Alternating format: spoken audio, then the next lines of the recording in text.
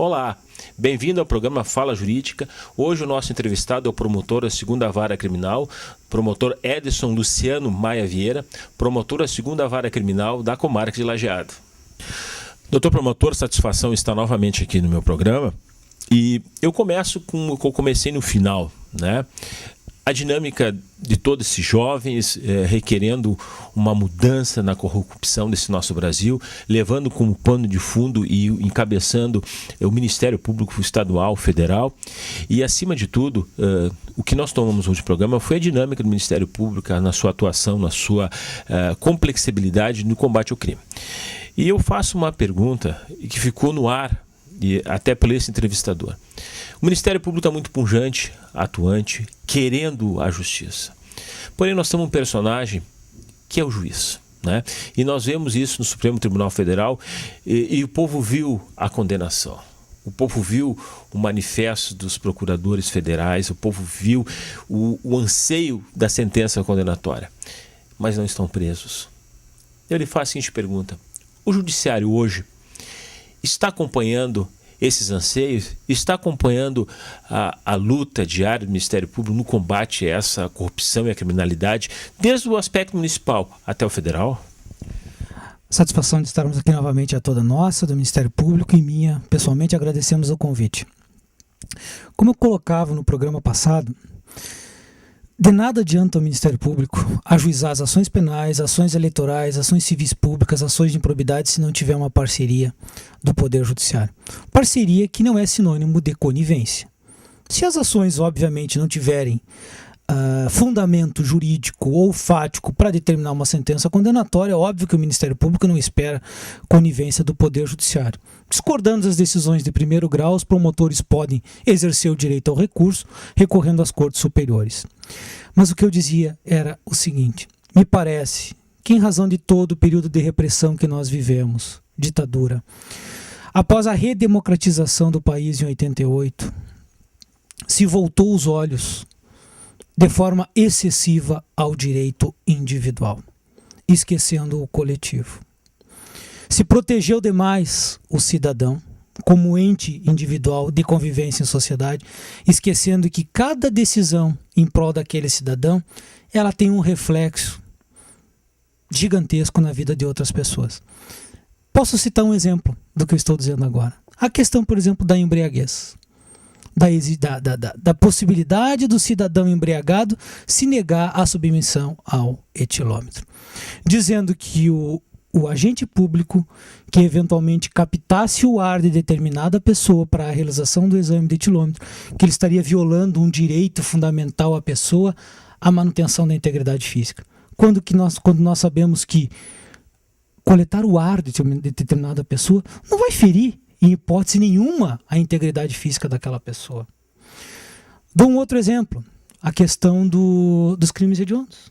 O Congresso Nacional, em 1990, deu uma resposta à criminalidade violenta, tornando hediondo vários crimes que abalavam a sociedade. Porque a lei dos crimes hediondos é fruto de uma pressão de uma determinada novelista. Não importa. O Congresso Nacional respondeu, tornou hediondo, já depois de 94, e equiparados a hediondo tráfico de drogas, homicídio, crimes sexuais violentos, dentre outros. Passado o tempo, o Supremo Tribunal Federal levou anos dizendo que aquela lei era constitucional e, para surpresa de todos nós, questão de 5, 6 anos atrás, o Supremo Tribunal Federal começou a dizer que a lei era inconstitucional. Começou a dizer que era inconstitucional, era desumano deixar as pessoas durante longo tempo presas. E nós estamos falando, nesse caso, de traficantes, homicidas, estupradores, latrocidas e por aí vai. O Supremo Tribunal Federal declara inconstitucional a lei dos crimes hediondos, manda soltar diversos homicidas e criminosos da mesma espécie, que eu já citei. O Congresso Nacional corre, se apressa para alterar a legislação dos crimes hediondos, tornando, exigindo frações maiores de punição para crimes hediondos. Que nós temos hoje, por determinação legal, por exemplo, um homicida condenado a 20 anos cumprindo 8 anos de cadeia, porque basta cumprir 2/5 da pena, se não for reincidente. Essa é a consequência que nós temos. Por quê? Porque se deu, na minha opinião, que fique bem claro, uma interpretação voltada ao indivíduo, voltada à proteção daquela esfera de disponibilidade, com uma preocupação total com o indivíduo que matou, que ceifou a vida de um outro cidadão. Elemento esse que o judiciário condenou a 20 anos de reclusão, por exemplo, dos quais o Estado vai poder exigir dele 8 anos de cadeia. Se nós chegarmos hoje para essa massa de pessoas que reclama e reclama com razão do Estado, eu tenho certeza que eles vão dizer que 8 anos de cadeia é pouco. Que 8 anos de cadeia para quem mata não é uma resposta estatal à altura. É isso que eu coloco. A sociedade hoje reivindica e reivindica com razão. Na minha compreensão e na compreensão de grande parte dos meus colegas, digo eu. Por quê? Porque o Estado acaba não dando a resposta que o cidadão espera que ele vai receber. Um dos pactos que a presidente Dilma determinou pela imprensa hoje de manhã, dado ontem à noite, seria, salvo o melhor juízo do meu entendimento, seria determinar odiondez para os corruptos, né? Ou seja, uma lei duríssima. Mas, promotor, vamos falar num plano real. Isso pode acontecer no Brasil? Em razão dos enfrentamentos no tribunal do júri, várias vezes eu já fui questionado pelos defensores. Doutor, o senhor está pregando cadeia para homicida. Por que não vamos prender os grandes corruptos do Brasil? E eu sempre respondi do mesmo jeito. Por mim, eles estariam presos. Me parece que generalizar corrupção, dizendo que é crime hediondo, com as consequências do crime hediondo, de colocar num regime fechado para cumprir 2/5 da pena, é um pouco demais. Exemplifico. Se eu chegar para um cidadão comum, e eu digo, porque é o cidadão comum que me preocupa, porque é o cidadão comum que paga o meu salário, é para o cidadão comum que eu tenho que dar a resposta do Estado, que clamam a proteção do Ministério Público, que clamam a proteção do Judiciário, que clamam leis justas, que clamam um executivo preocupado com o interesse público. Se eu chegar para ele e disser assim, ó, esse determinado agente público aceitou não praticar um ato que ele tinha que praticar, porque deram R$100 para ele. Você, cidadão comum, você quer que eu coloque esse cidadão na cadeia? Ele vai dizer não.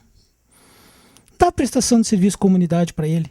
Dá uma multa, metade do salário dele durante meio ano, como multa. Ah, mas salário é bem empenhorável. Mas que ele tenha que empenhar para pagar a multa dele, sob pena de ter que ir para reclusão, que dê metade do salário dele. O cidadão vai se dar por satisfeito. Agora, se eu chegar para o cidadão e disser, tá vendo esse agente público aqui?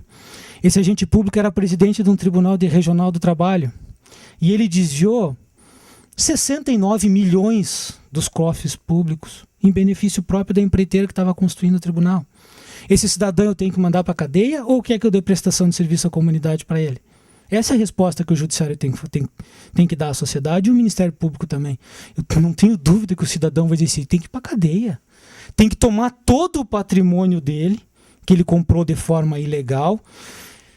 E aí eu sei que algumas pessoas que estão nos vendo vão pensar, para que dar cadeia para esse cidadão? Tira o patrimônio dele. Mas, gente, pessoal, é um patrimônio que ele comprou de forma ilícita. Com certeza. Para ele aquilo ali não vai pesar crime. Porque ele é ambicioso.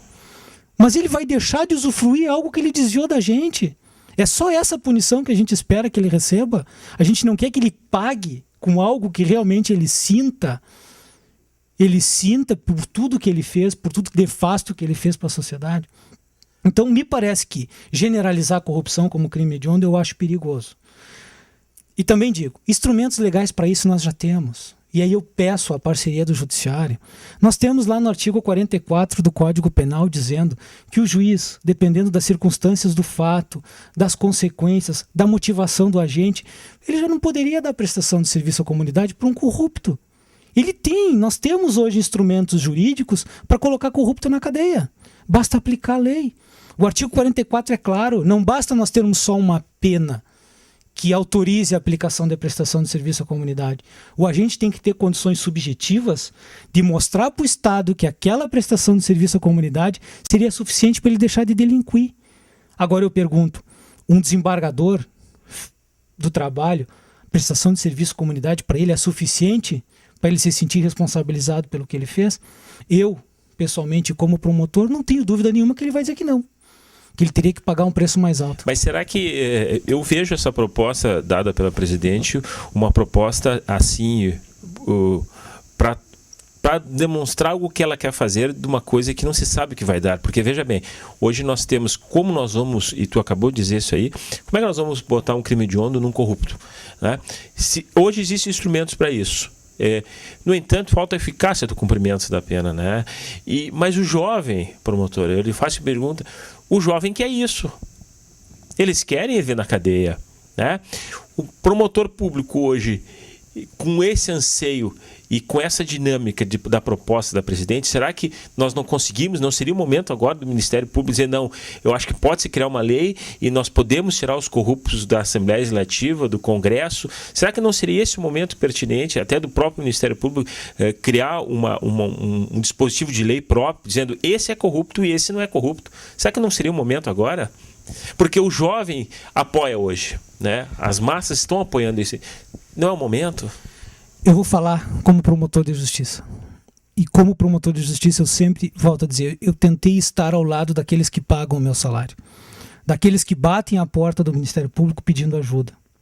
Isso há 15 anos eu tento fazer. Quando nós saímos à rua para acompanhar as manifestações, nós não ouvimos uma voz contrária às manifestações. Então eu vou um pouco mais além. Não é só o jovem que quer. É o brasileiro que quer a punição. O brasileiro está clamando punição. Nós vamos em qualquer vila, qualquer bairro mais afastado de qualquer cidade desse país. As pessoas estão pedindo punição. As pessoas querem punição. Nós temos casos aqui na nossa região que todo dia bate a mesa do promotor de justiça e a mesa dos juízes de elementos que furtam reiteradamente nessas cidades aqui. E reiteradamente eles são soltos. Porque basta o argumento de que o crime não é grave, porque não foi praticado com violência ou grave ameaça à pessoa. Mas se esquece que aquele determinado elemento está arrombando a casa de um trabalhador que ganha 1, 2 salários mínimos, que uma televisão para ele paga em 10 prestações, uma bicicleta ele paga em 20 prestações. Para mim, para o advogado, para o juiz, para o desembargador, para o presidente da República, uma televisão pode não ser nada. Agora, para um trabalhador na vila, aquele tipo de conduta do cidadão prejudica e muita manutenção da ordem pública. Então, sim, a resposta é sim. O jovem, mas eu vou mais longe, o cidadão quer punição e o Estado tem que punir. Ah, doutor Ederson, mas o senhor não sabe que nós não temos presídios para colocar todas as pessoas lá dentro? Eu vou dar uma resposta que eu sempre dou. Punam-se os corruptos com cadeia que nós vamos ter presídio. A partir do momento que os presídios pararem de custar 17 milhões de reais porque são feitos por patrimônio, são feitos por ente público e passarem a ser pagos os 7 ou 8 milhões que é o preço de custo deles para a iniciativa privada,